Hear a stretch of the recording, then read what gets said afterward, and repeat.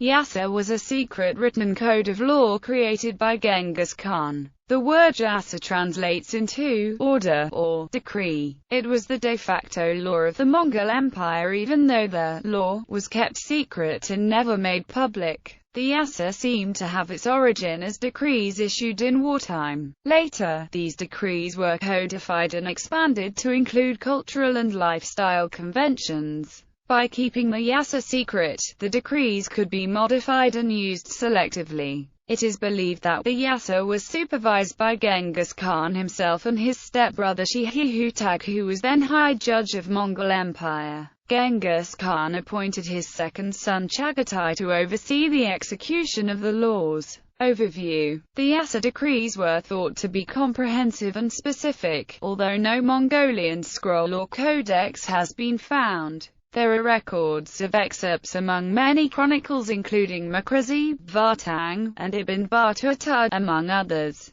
Moreover, copies may have been discovered in Korea as well. The absence of any physical document is historically problematic. Historians are left with secondary sources, conjecture and speculation, which describes much of the content of this overview. Historical certainty about the Yassa is weak compared to the much older Code of Hammurabi 18th century BCE or the Edicts of Ashoka 3rd century BCE. The latter were carved for all to see on stone plinths, 12 to 15 meters high, which were located throughout Ashoka's empire. The Yassa, thought to be written in the Uyghur Mongolian script and scribed on scrolls, was preserved in secret archives and known only to and read only by the royal family. Beyond being a code of laws, the Yassa may have included philosophical, spiritual, and mystical elements, and thus may have been thought of as a quasi-sacred or magic text.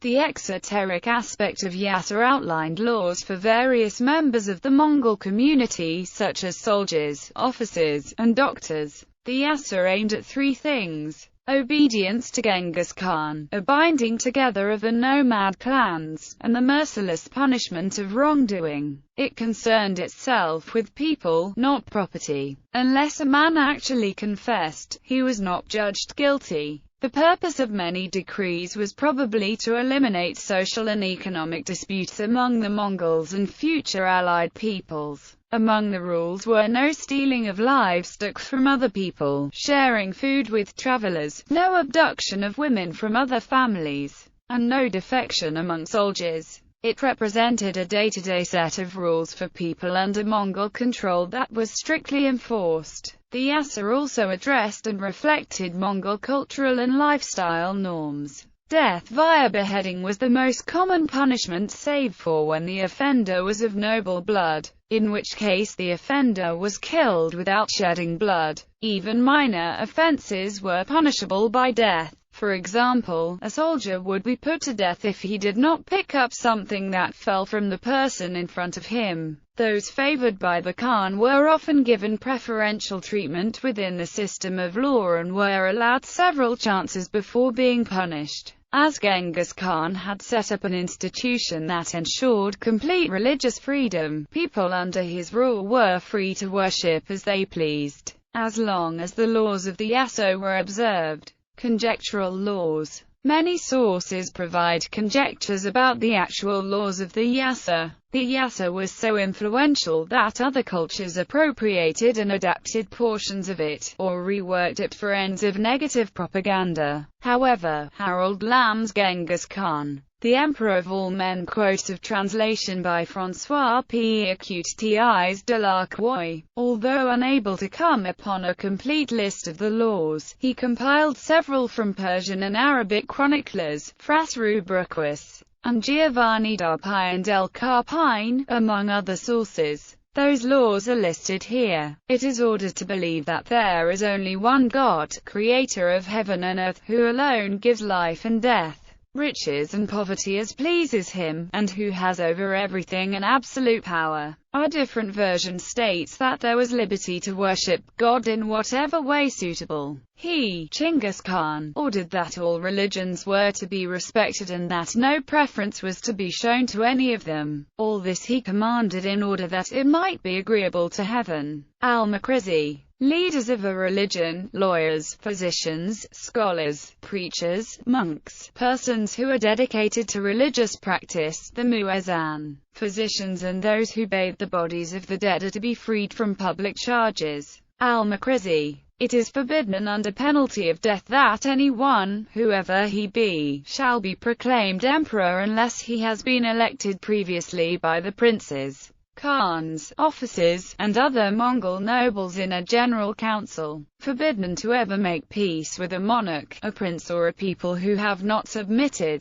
It is apparent they presented certain proposals to the different states or kingdoms that existed that they should participate with them. The ruling that divides men of the army into tens, hundreds, thousands, and 10,000s is to be maintained. He put leaders at the head of the troops and appointed commanders of thousands, hundreds, and tens. Al-Makrizi. This arrangement serves to raise an army in a short time, and to form the units of commands. The moment a campaign begins, each soldier must receive his arms from the hand of the officer who has them in charge. The soldier must keep them in good order, and have them inspected by his officer before a battle. He ordered his successors to personally examine the troops and their armament before going to battle, to supply the troops with everything they needed for the campaign and to survey everything even to needle and thread. And if any of the soldiers lacked a necessary thing, that soldier was to be punished. Al-Makrizi. Forbidden, under death penalty,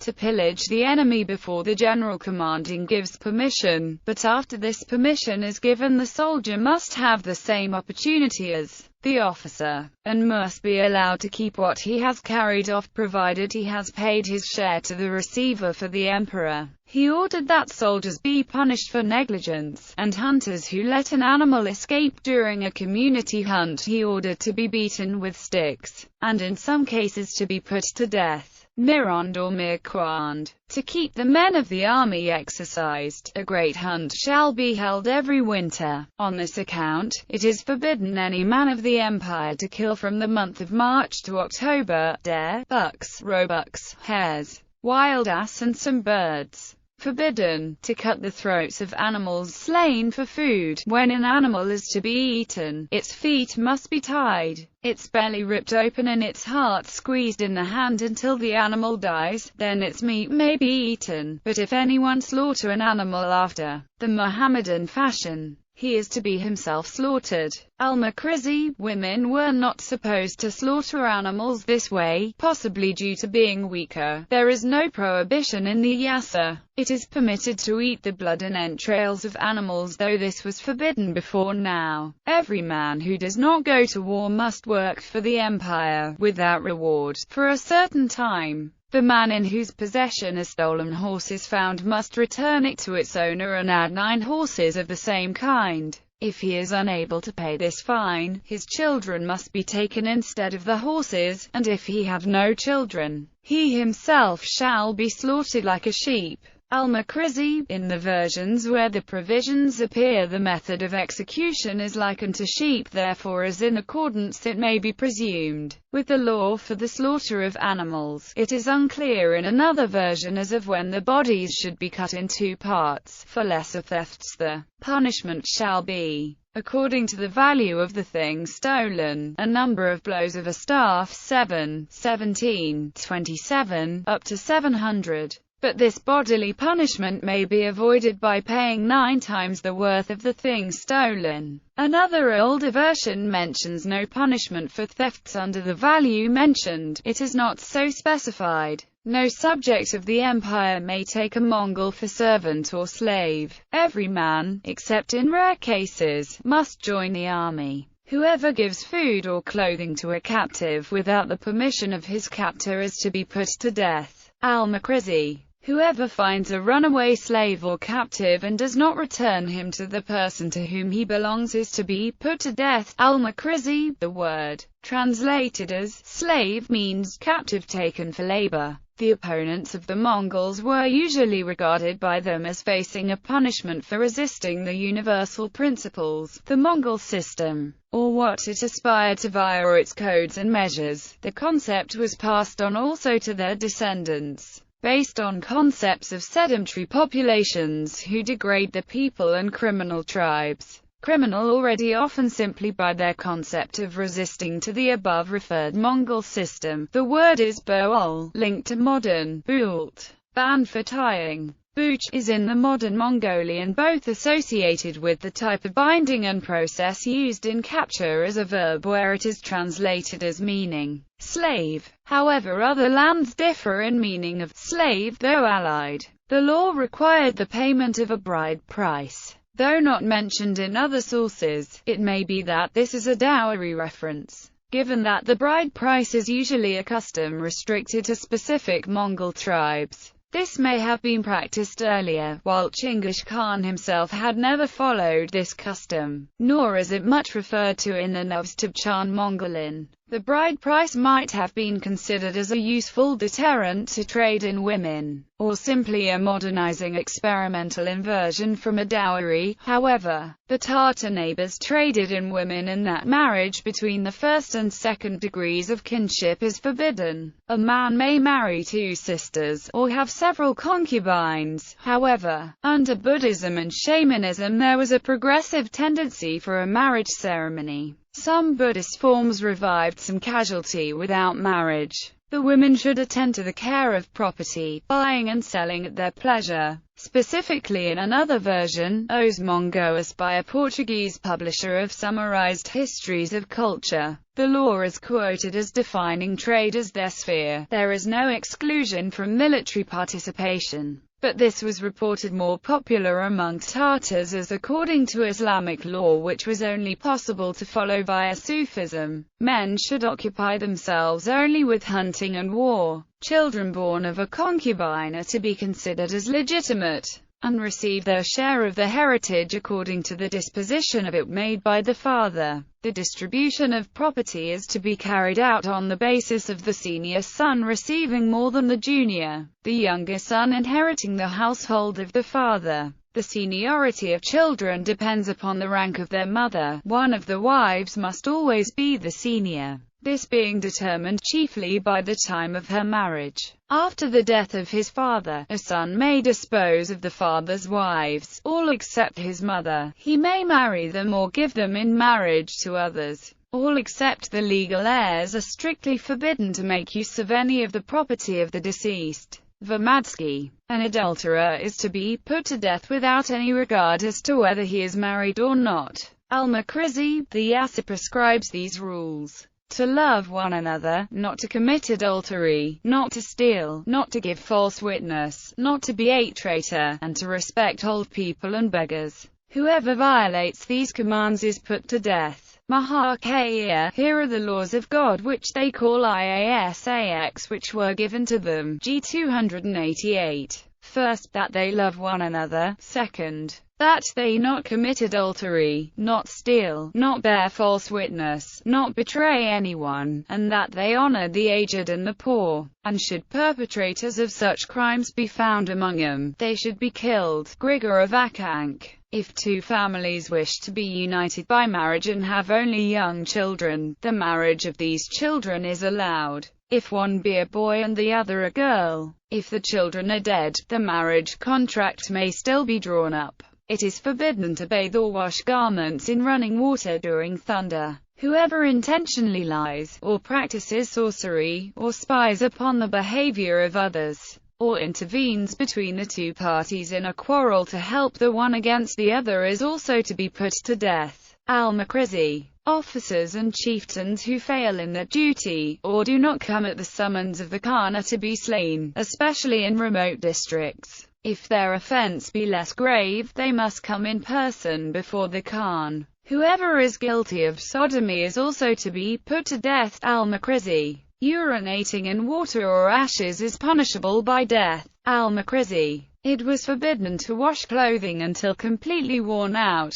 Al-Makrizi. He forbade his people to eat food offered by another until the one offering the food tasted of it himself. Even though one be a prince and the other a captive, he forbade them to eat anything in the presence of another without having invited him to partake of the food. He forbade any man to eat more than his comrades, and to step over a fire on which food was being cooked or a dish from which people were eating. Al-Makrizi. One may not dip their hands into water and must instead use a vessel for the drawing of water. Al-Makrizi. When the wayfarer passes by a group of people eating, he must eat with them without asking for permission, and they must not forbid him in this. Al-Makrizi. It was forbidden to show preference to a sect, or to put emphasis on a word. When talking to someone, do not speak to them with a title, calling them by their name. This applies to even the Khan himself. Al-Makrizi. At the beginning of each year, all the people must present their daughters to the Khan so he may choose some of them for himself and his children. Al-Makrizi. Also that minors not higher than a cartwheel may not be killed in war. Also abduction of women and sexual assault and or abuse of women was forbidden, punishable by death. In cases of murder one could ransom himself by paying fines which were, for a Mohammedan 40 golden coins, and for a Chinese 1 donkey, mirod or mirquand. The Khan established a postal system so that he might quickly learn about events of the empire. He ordered his son Chagatai to see that the Yassa was observed. Al-Makrizi. Verkovensky reports that the Yassa begins with an exhortation to honor men of all nations based upon their virtues. This pragmatic admonition is borne out by the ethnic mixture created by Genghis Khan in the Mongolian medieval army for purpose of unity. The United Mongol Warriors. The origin of the word Mongol, Mong, means brave. Thus, at the time, it may have meant as much an army of the brave, as an army from or made up of people from Mongolia. Genghis Khan consulted teachers of religions, such as imams and probably rabbis and Christian priests, in compiling his law codex. After Genghis Khan, Ogedei Khan, the third son of Genghis Khan and the second Great Khan, proclaimed the Great Yassa as integral body of precedence, confirming the continuing validity of his father's commands and ordinances, while adding his own. Ogedei codified rules of dress, conducts of the Kurultays, the military council. His two immediate successors followed the tradition of the Yassa. The Mongols in various parts of the empire began to add laws more appropriate to their area. Present-day influence.